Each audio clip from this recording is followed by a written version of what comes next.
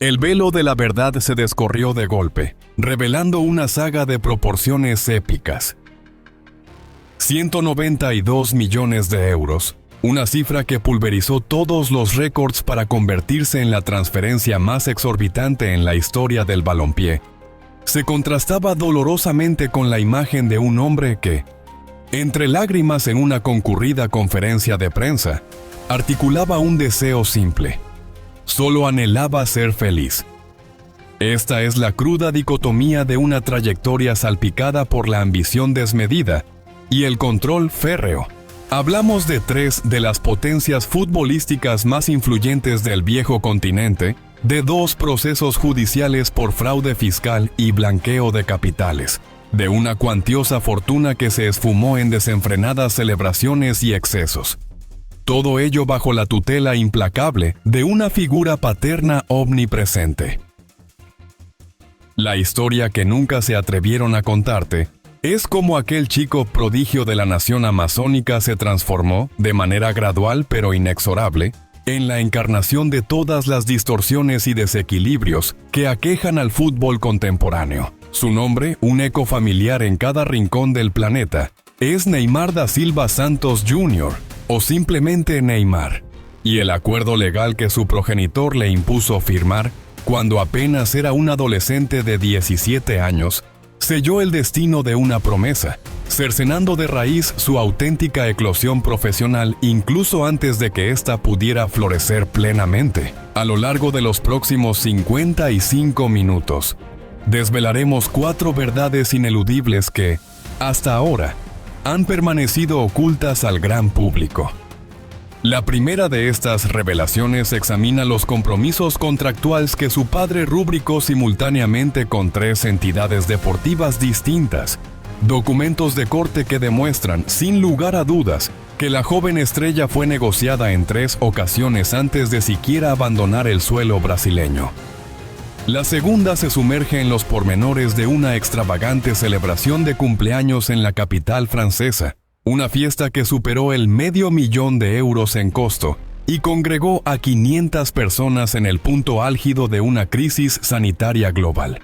Analizaremos lo acontecido esa noche fatídica y cómo estuvo al borde de enfrentar un severo castigo penal.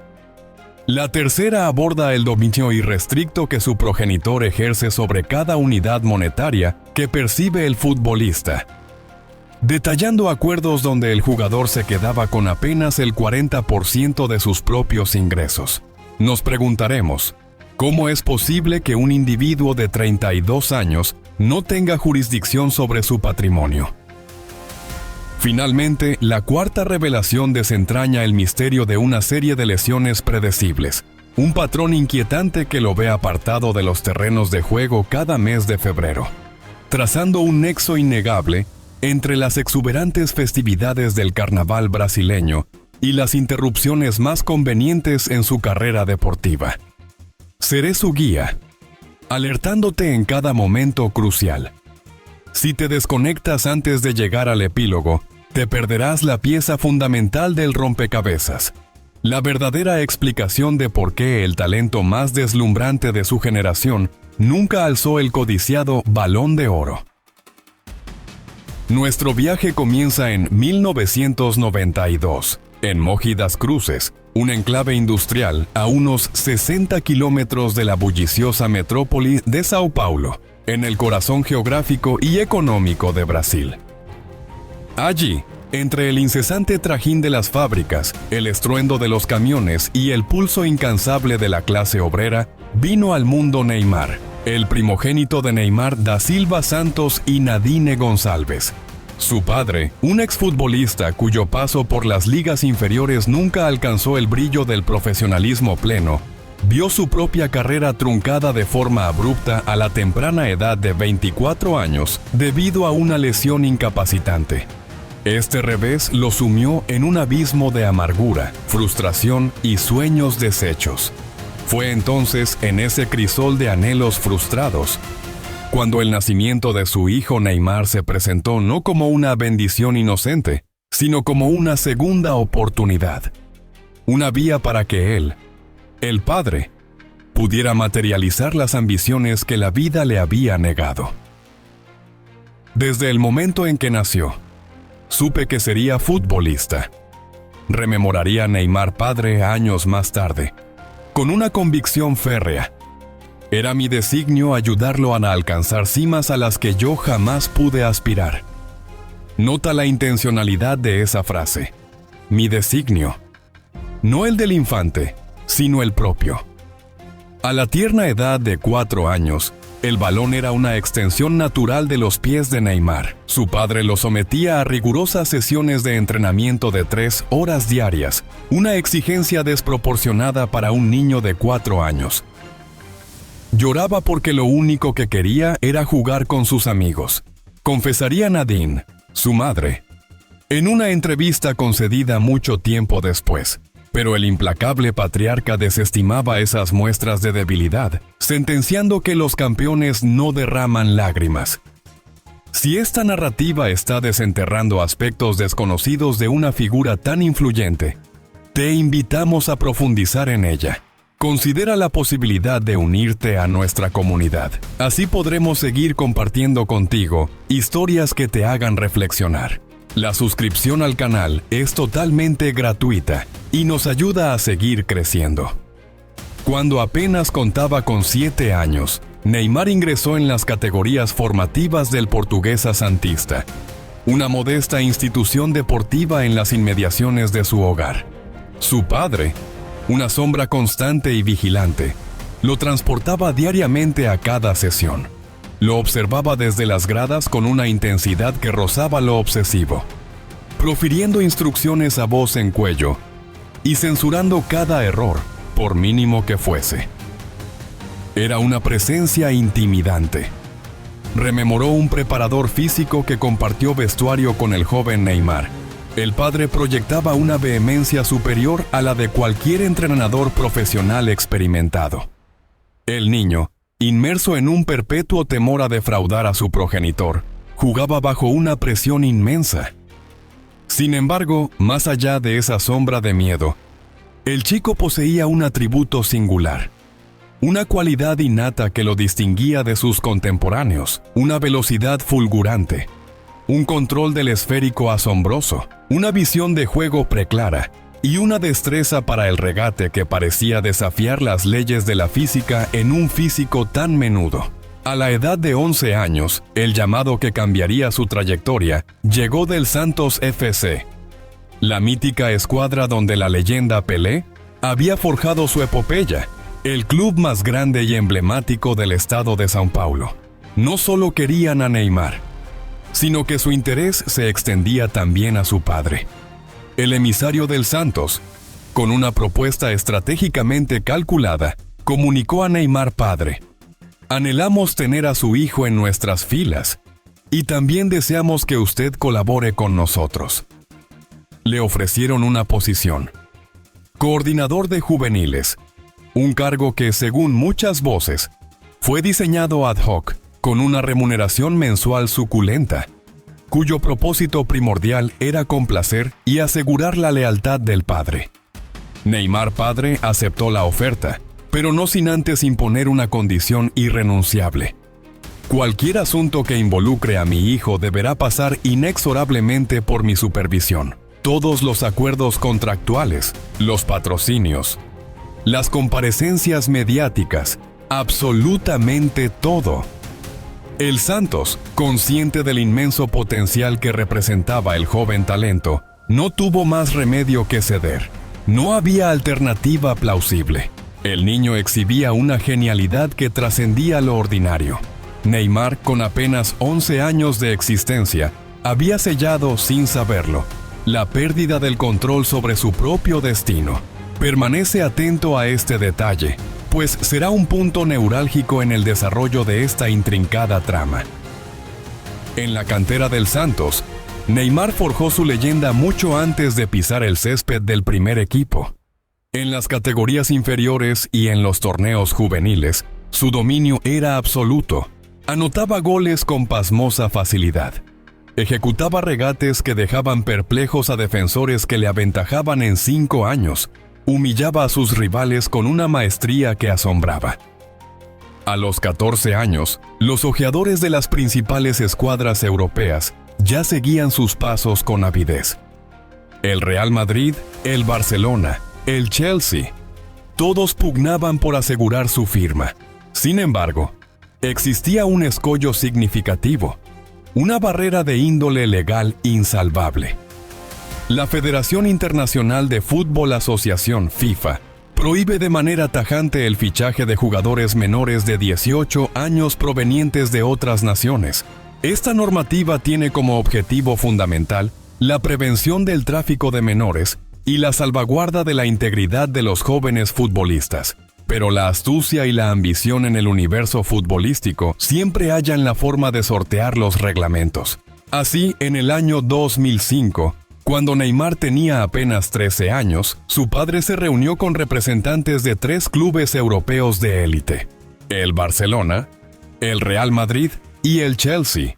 Los 3 le extendieron la misma oferta seductora, una suma considerable de dinero en el momento presente, y la promesa de contratos formales una vez que el joven cumpliera los 18 años. Y, en un acto que delinearía el sombrío panorama de su futuro, Neymar padre, sin titubear, suscribió acuerdos con los 3. Sí, con los 3 al mismo tiempo. Un hecho que saldría a la luz años después, en el fragor de un proceso judicial. Documentos de tribunales irrefutables evidenciaron que, entre los años 2005 y 2006, Neymar padre recibió pagos del Barcelona, del Real Madrid y del Chelsea.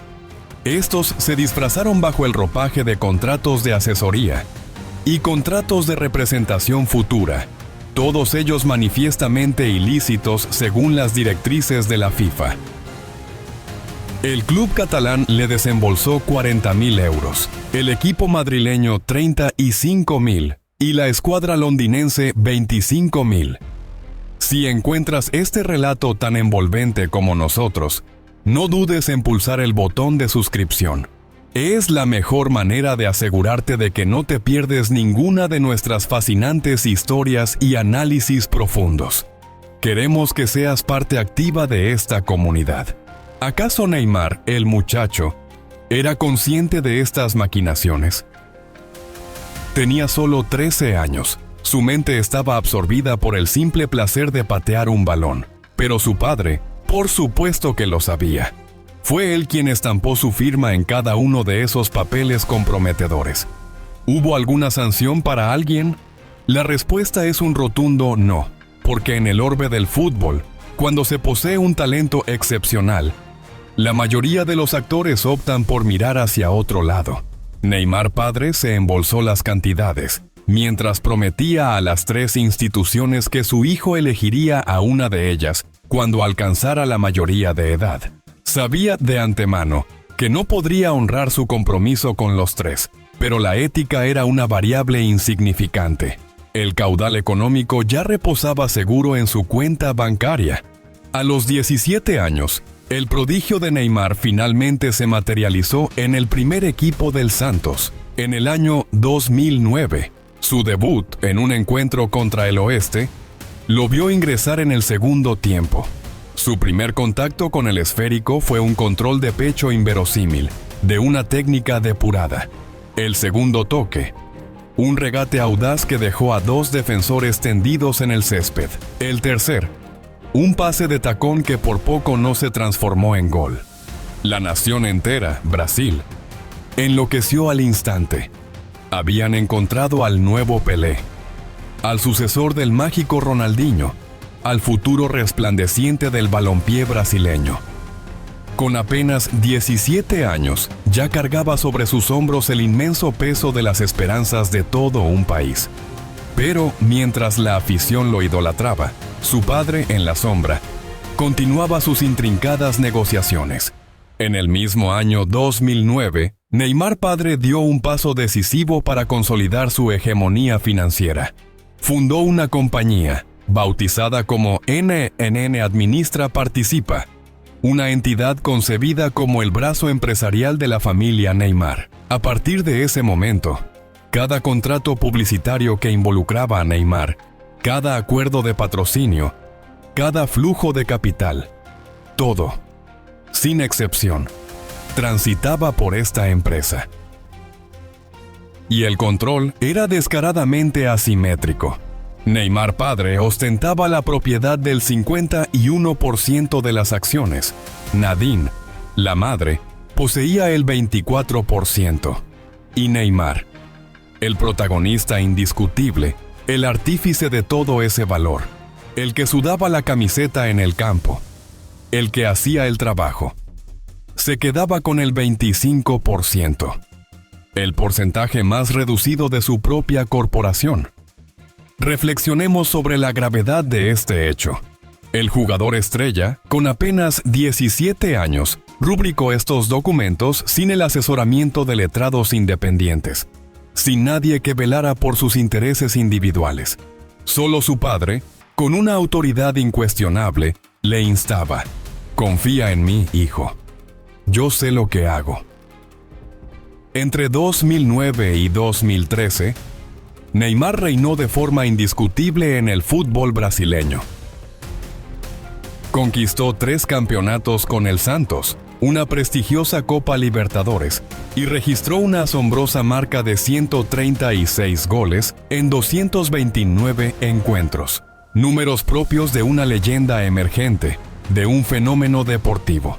Tu opinión y tu apoyo son claves para nosotros. Si te está gustando esta profunda investigación, regálanos un me gusta y, lo más importante, haz clic en suscribirte. Forma parte de esta comunidad que busca la verdad. Mientras tanto, su padre proseguía sin tregua con sus maniobras contractuales. En 2011, el FC Barcelona reavivó su interés, esta vez con una determinación palpable, dispuestos a asegurar el fichaje de Neymar. Ofrecieron al Santos 40 millones de euros. La respuesta de Neymar padre fue tajante. Un no rotundo. «Mi hijo tiene un valor superior», arguyó. En 2012, fue el Real Madrid quien lanzó una ofensiva, elevando la propuesta a 50 millones de euros. De nuevo, Neymar padre se negó. Los periodistas brasileños, perplejos, inquirieron el motivo de tan persistente rechazo. Las razones esgrimidas públicamente eran: «Mi hijo aún no está en su punto óptimo de madurez. Brasil lo necesita en este momento. Se aproxima el Mundial de 2014 en casa y su presencia es vital». Sin embargo, la verdadera razón era otra, mucho más pragmática y lucrativa. Cada año que Neymar permanecía en Brasil, su padre disponía de una ventana de oportunidad invaluable para negociar nuevos y jugosos contratos publicitarios, sellar inéditos patrocinios y, en última instancia, canalizar más capital hacia la empresa familiar. Si Neymar partía hacia el continente europeo, las negociaciones contractuales pasarían a manos del club comprador, y Neymar padre vería mermado su control, su poder de decisión y, consecuentemente, sus ingresos. Por ello, lo mantuvo anclado en Brasil. Un año más, y luego otro, y otro. Mientras titanes como Lionel Messi y Cristiano Ronaldo se repartían los balones de oro en los escenarios del fútbol europeo, Neymar permanecía en su tierra natal, en una tensa y prolongada espera. Su genio contenido. Finalmente, en 2013, Neymar emprendió el anhelado viaje al Barcelona. Tenía 21 años, una edad considerada tardía para un talento de su calibre, especialmente en comparación con otras figuras. Ronaldinho había aterrizado en Europa a los 22, Ronaldo Nazario a los 17. Messi, por su parte, nunca abandonó el fútbol europeo desde su formación. Pero Neymar llegó a los 21 porque su padre necesitaba más tiempo para exprimir hasta la última gota los lucrativos acuerdos comerciales en Brasil. La transferencia oficial se anunció en 57 millones de euros, una cifra que los medios de comunicación y el club catalán difundieron al mundo. La realidad, sin embargo, se apartaba drásticamente de esa versión. Esta es la primera revelación que prometimos al inicio de este relato. Los acuerdos contractuales que su padre suscribió con 3 entidades deportivas de manera simultánea. En 2015, la justicia española, alertada por irregularidades, inició una exhaustiva investigación. Su objetivo era determinar el costo real de la operación de traspaso de Neymar. Los expedientes que salieron a la luz resultaron ser absolutamente demoledores. El Barcelona no desembolsó 57 millones, sino que la cuantía real ascendió a 86 millones de euros. Sin embargo, para eludir la carga impositiva, el pago fue fragmentado en una multitud de conceptos heterogéneos. 17 millones para el Santos, 40 millones para NNNG, la empresa familiar. 10 millones para Neymar padre a título personal como comisión de representación. 9 millones en concepto de gastos de fichaje. 8 millones por salarios correspondientes al primer año. Y 2 millones adicionales en bonus de fichaje. Lo más llamativo, no obstante, fueron los 34 millones que el Barcelona había adelantado en 2011, cuando Neymar contaba con apenas 19 años y aún militaba en las filas del Santos. Tu opinión y tu apoyo son claves para nosotros. Si te está gustando esta profunda investigación, regálanos un me gusta y, lo más importante, haz clic en suscribirte. Forma parte de esta comunidad que busca la verdad. Estos 34 millones se justificaron como un pago por los derechos de preferencia, una suerte de blindaje para asegurar que, en el momento en que Neymar dejara Brasil, su destino inevitable sería el club blaugrana. Todo este entramado era manifiestamente ilegal, meticulosamente oculto y diseñado con un propósito único: la evasión fiscal. La justicia española, ante el abrumador cúmulo de evidencias, imputó al FC Barcelona por fraude fiscal. Neymar padre fue acusado de blanqueo de capitales, y Neymar, el jugador, se vio envuelto en una acusación de complicidad. Sin embargo, el futbolista, el verdadero protagonista en el campo, afirmó no tener conocimiento alguno de estas transacciones. Tenía 23 años cuando la verdad le golpeó. 5 años después de que su padre estampara su firma en aquellos acuerdos opacos. Yo solo deseaba jugar al fútbol, declaró ante el tribunal, con una inocencia que contrastaba con la complejidad del caso. Mi padre se encargaba de todos los demás asuntos. El proceso judicial se extendió por 4 años, concluyendo en 2016. Neymar padre debió abonar una multa de 10 millones de euros. El Barcelona fue penalizado con 22 millones y Neymar, el deportista, contribuyó con 2 millones. Ninguno de los implicados pisó la cárcel. Una prueba más de que, en el ámbito de la justicia, la abundancia de recursos económicos a menudo confiere una flexibilidad inusitada. Pero el mensaje de fondo era cristalino. Neymar carecía de todo control. Su padre, en cambio, ostentaba el poder absoluto. Entre 2013 y 2017, Neymar vivió un periodo de gloria y sombra en el Barcelona. 4 años en los que, por su prodigioso talento, debería haberse erigido como el mejor futbolista del mundo. Compartió vestuario y campo con Lionel Messi y Luis Suárez, formando un tridente ofensivo que la historia del fútbol recordaría como uno de los más letales y prolíficos. Sus estadísticas eran asombrosas. 122 goles en 186 partidos, una Liga de Campeones, 2 títulos de liga, cifras que por sí solas serían el pináculo de cualquier carrera. No obstante, para Neymar, no eran suficientes, porque, en aquel equipo de ensueño, nunca fue el epicentro, el protagonista absoluto. Siempre fue el escudero, el amigo de Messi, el otro. Y esta posición subalterna lo corroía internamente.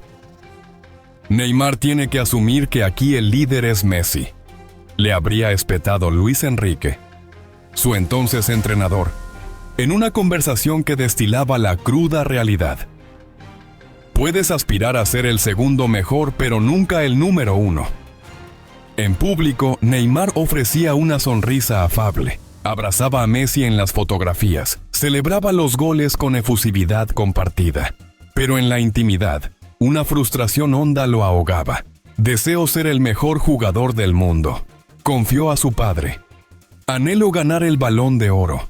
Pero aquí, en esta estructura, eso jamás será posible. Neymar padre, siempre perspicaz para detectar una oportunidad de negocio, no vio en las palabras de su hijo una petición de felicidad, sino la ocasión idónea para fraguar la operación más lucrativa de su vida. Si te intriga cómo las decisiones personales y las presiones externas pueden moldear el destino de un genio, este es tu espacio. Suscríbete ahora y no te pierdas el resto de esta fascinante odisea. Tu apoyo es nuestro motor.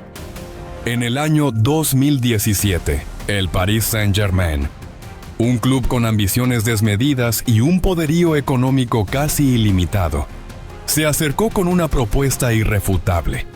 Querían a Neymar y estaban dispuestos a pagar cualquier precio. ¿Cuánto solicita?, preguntó Nasser Al-Khelaifi, el presidente de la entidad parisina, con una determinación que no admitía objeciones. 220 millones de euros, sentenció Neymar padre, refiriéndose a la cláusula de rescisión del contrato del jugador. La abonaremos, sin más dilación. Fue la sencilla réplica, sin regateos, sin negociaciones.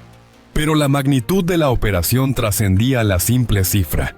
Había mucho, muchísimo más. El contrato que Neymar firmó con el PSG incluía un emolumento anual de 30 millones de euros, una cifra que por sí sola lo situaba entre los deportistas mejor pagados del planeta. A esto se sumaban 40 millones de euros en concepto de bonus por fichaje. Para Neymar padre, la recompensa también fue estratosférica.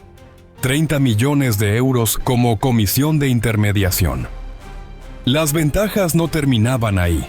Una residencia de lujo en París, valorada en 10 millones, 4 vehículos de alta gama a su disposición, 20 billetes de avión privado al año para sus viajes a Brasil y, un detalle crucial que no debe olvidarse, una cláusula que le otorgaba el privilegio de ausentarse cada mes de febrero para sumergirse en las efervescentes celebraciones del Carnaval de Río. A finales de agosto de 2017, Neymar aterrizó en la capital francesa como la adquisición más cara en la historia del fútbol, 220 millones de euros, una suma que duplicaba el valor de cualquier otro jugador hasta la fecha.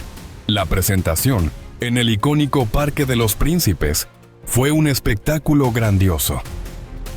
45,000 aficionados enfervorizados, fuegos artificiales que iluminaron el cielo nocturno, luces deslumbrantes y música atronadora. Neymar emergió con una sonrisa radiante y los ojos humedecidos.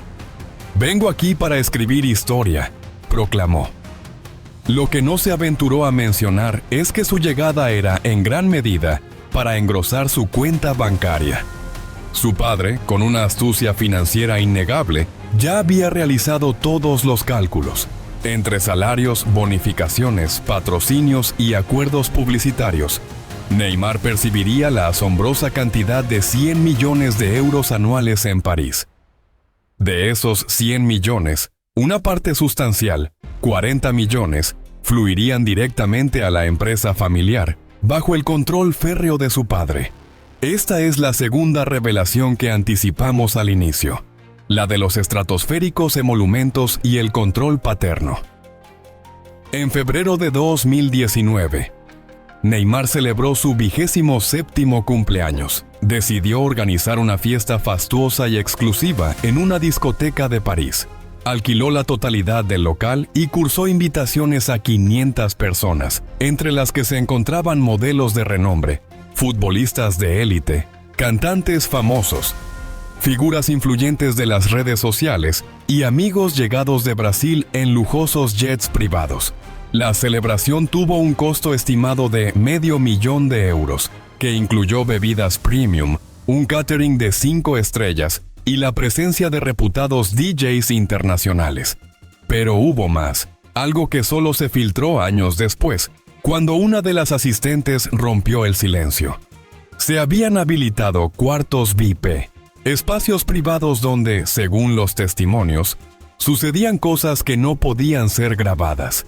Drogas, encuentros sexuales y todo cuanto la imaginación pueda evocar en el contexto de un desenfreno absoluto. Aunque Neymar no participó directamente en todas las actividades, su permisividad era evidente. Era su fiesta, su capital, su responsabilidad moral. A las 6 de la mañana, la policía francesa recibió múltiples quejas de los vecinos por el estruendo y los disturbios. Sin embargo, al llegar al lugar, los asistentes ya se habían dispersado. 3 días después, una modelo brasileña, Nájila Trindade, interpuso una denuncia acusando a Neymar de violación, alegando que el incidente había ocurrido durante aquella misma fiesta, en uno de los cuartos VIP, y que había sido agredida sexualmente. Si la historia de Neymar te ha revelado que la fama y el dinero a menudo ocultan complejas batallas personales, entonces únete a nosotros. Haz clic en suscribirte y sé parte de un espacio donde exploramos estas narrativas sin tapujos. La acusación sacudió con fuerza los cimientos del mundo deportivo y mediático, repercutiendo en Brasil, en Francia y en el resto del orbe. Neymar, por su parte, negó rotundamente los cargos, haciendo públicos vídeos y mensajes de WhatsApp que, según él, demostraban que la relación había sido plenamente consentida. El caso se dirimió en los tribunales y se prolongó por 6 meses. Finalmente, el juez desestimó las acusaciones por falta de pruebas concluyentes. Nájila, a su vez, fue imputada por extorsión por mentir y por un presunto intento de obtener beneficios económicos de Neymar. Pero el daño ya era irreversible. La imagen pública del futbolista quedó irreparablemente mancillada. Numerosas marcas, al ver su reputación comprometida, rescindieron sus contratos. Nike, su patrocinador de toda la vida, puso fin a su relación comercial. Fue la peor experiencia de mi existencia, confesó Neymar en una entrevista posterior. Y no lo dijo por las pérdidas económicas, sino por el peso de la mirada de su hijo, David Luca, quien a sus 7 años era lo suficientemente maduro como para comprender los titulares y las noticias. Pero lo que la mayoría ignora es que aquella no fue ni la primera ni la última de las celebraciones excesivas. Cada año, de forma casi predecible, en el mes de febrero, Neymar desaparecía del mapa. Oficialmente se atribuía a lesiones musculares, dolencias en el pie, la necesidad de rehabilitación. La cruda realidad era otra. Regresaba a Brasil, se sumergía en la vorágine del Carnaval de Río, participaba en fiestas privadas en lujosas mansiones de São Paulo. 10 días, a veces hasta 2 semanas, mientras el PSG disputaba partidos cruciales en la Liga de Campeones, Neymar festejaba en su tierra natal. Y al retornar, las recaídas eran inminentes. Complicaciones, más semanas de baja médica. Las estadísticas, al ser analizadas, resultan escalofriantes. Durante la temporada 2017-2018, sufrió una lesión en febrero que lo apartó 3 meses de los terrenos de juego. En la campaña 2018-2019, la lesión ocurrió en enero, lo que le supuso una baja de 4 meses. La temporada 2019-2020 lo vio lesionarse en febrero, perdiendo 2 meses de competición. Curiosamente, en la temporada 2020-2021, al no haber carnaval debido a la pandemia global, Neymar disputó la totalidad de la campaña sin padecer lesiones de gravedad. Sin embargo, en la temporada 2021-2022, La lesión regresó en febrero, con una ausencia de 6 semanas. ¿Simple coincidencia? No. Un patrón innegable. Los médicos del Paris Saint-Germain comenzaron a albergar serias sospechas. Los entrenadores, por su parte, manifestaban su creciente malestar. Los propios compañeros de equipo expresaban su fastidio en la intimidad del vestuario. Neymar no exhibe un comportamiento profesional, afirmó un jugador del PSG en una entrevista anónima, revelando la frustración interna. Vive para las fiestas y el fútbol es, para él, un asunto secundario, pero el club parisino se encontraba atado de manos. Habían desembolsado una cifra astronómica de 220 millones de euros por su fichaje. Le pagaban 30 millones anuales. Admitir que habían cometido un error tan monumental era impensable. Así que optaron por el silencio, por la espera y por la plegaria de que Neymar estuviera en plenitud física para los encuentros trascendentales. Una esperanza que, casi sin excepción, se veía frustrada. Esta es la tercera revelación que les prometí al comienzo de este exhaustivo análisis. El dominio absoluto que ejercía su padre sobre cada faceta de su vida.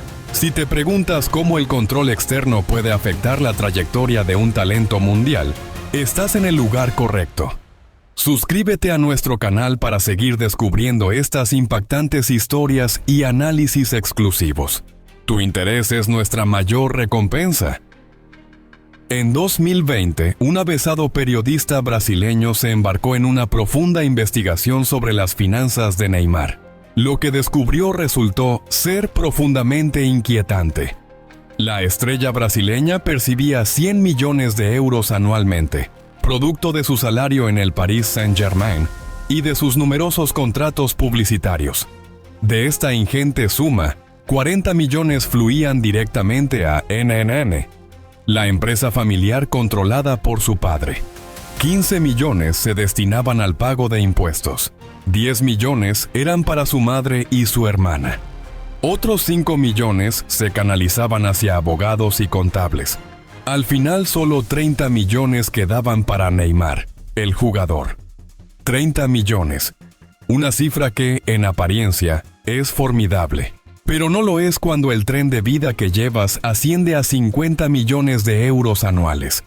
Las fiestas desmesuradas, el uso constante de jets privados, la adquisición y mantenimiento de propiedades suntuosas, una flota de vehículos de lujo, los obsequios extravagantes para su círculo de amigos, y los préstamos que, con frecuencia, nunca regresaban a sus arcas. Neymar vivía por encima de sus posibilidades, gastando más de lo que ingresaba, y cada vez que precisaba más capital, debía recurrir a su padre para solicitarlo. Neymar no tenía acceso directo a sus propias cuentas bancarias, desveló el periodista en su investigación. Todo el flujo de efectivo pasaba por la supervisión de su padre. Cada gasto requería su autorización expresa. Un hombre de 28 años, con ganancias anuales que ascendían a 100 millones de euros, carecía de control sobre su propio pecunio. La razón, que a los 17 años había estampado su rúbrica en documentos que concedían a su padre el dominio irrestricto. Y ahora, 11 años después, la posibilidad de recuperar esa autonomía se había esfumado. Los contratos eran prístinos, legalmente vinculantes. Estaba atrapado en una jaula de oro. En el año 2021, Neymar, consciente de su encierro, intentó una maniobra para alterar el curso de los acontecimientos. Contrató los servicios de abogados independientes. Su objetivo era reestructurar la empresa familiar, NNN, y obtener un mayor grado de control sobre sus propios activos. Pero su padre se mostró inflexible. «Si te atreves a cambiar algo, me desvinculo», le espetó con una amenaza velada. «Y si yo me marcho, todo el andamiaje se desmoronará. Todos los acuerdos que negocié, todas las relaciones que cultivé, absolutamente todo». Neymar, atenazado por el miedo, retrocedió. Temía perder a su padre, Sí, pero también temía que todo su imperio financiero se viniera abajo. Es una situación extremadamente compleja. Confió a un amigo íntimo. Es mi padre. ¿Cómo voy a demandarlo? ¿Cómo voy a apartarlo de todo? Así que no emprendió ninguna acción, y su padre continuó ejerciendo un control absoluto sobre su existencia. El año 2022 trajo consigo el Mundial de Qatar, una cita que representaba la última oportunidad de Neymar para alzar la ansiada Copa del Mundo. Contaba con 30 años, una edad que, por la naturaleza de su lesión, ya no le permitiría disputar otro campeonato planetario en plenitud. Brasil llegó al torneo como uno de los máximos favoritos. Neymar se encontraba en una forma física excepcional. Había completado una buena temporada con el PSG, sin las recurrentes lesiones en febrero, sin escándalos extradeportivos que empañaran su desempeño. Disputó una fase de grupos notable, anotando un gol contra Corea del Sur y brindando una asistencia en el duelo de cuartos de final contra Croacia. Y entonces, en el minuto 72 de aquel encuentro decisivo, se produjo una falta. Un pisotón fortuito en el tobillo. Cayó al suelo, profiriendo un grito de dolor que resonó en el estadio. Salió en camilla, el rostro cubierto de lágrimas.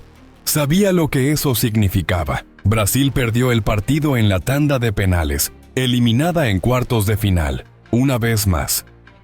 Neymar permaneció tendido en el césped con las manos ocultando su rostro, llorando como un niño.